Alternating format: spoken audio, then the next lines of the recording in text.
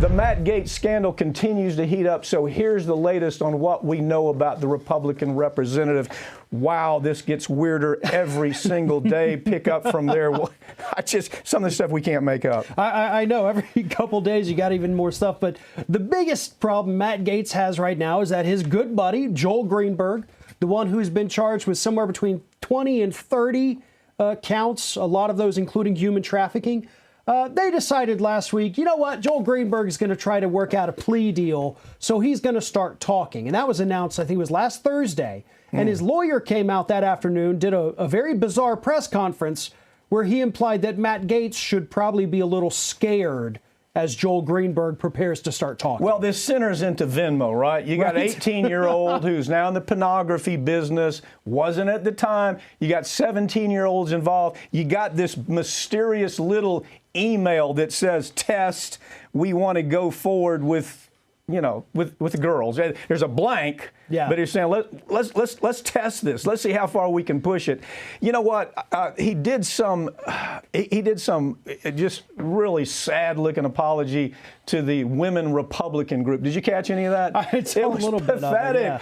You know, it was almost like the Richard Nixon speech. You know, I've done nothing wrong. This, you know, this is my dog. That's what this looked like to me. It was pathetic.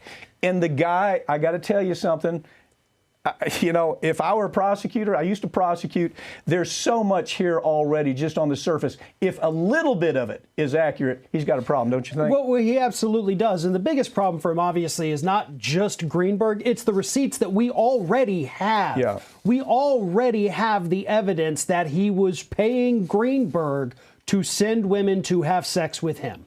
Okay? Those Venmo receipts and also from Apple Pay, that's incontrovertible at this point. We know that those exist. So it's very difficult for him to come up with any defense as to why he was paying this man for anything. You know, there's no logical way for him to attempt to downplay that. So Greenberg, let me call him Greenberg this week rather than Goldberg that I called him last week. But it's Greenberg. Okay, so Greenberg has this cooperation agreement. Now, the best way I heard a cooperation agreement is this.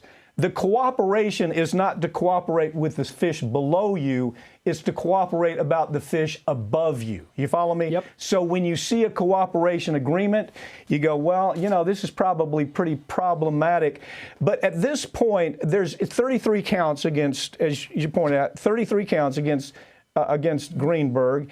And the chances of his lawyer, look, it's almost malpractice. It would be malpractice for a defense lawyer to tell your client, don't cooperate in this situation, because the cat's going to prison for life, right? So I'm sure the defense lawyer doesn't want to commit malpractice. He says, you need to sing like a bird, put it all out there, let's see where this lands, right? Yeah, and Greenberg's probably still looking at life in prison, maybe just hoping to not go to some kind of supermax type, maybe a minimum security, a little bit nicer facilities.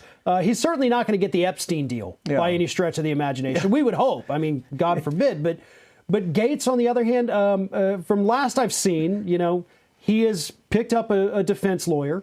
So he is lawyering up. He is prepared to go on the fight. He is saying, I am not stepping down. I am not resigning. But at some point, Farron, you're any lawyer advising him who says, shut up.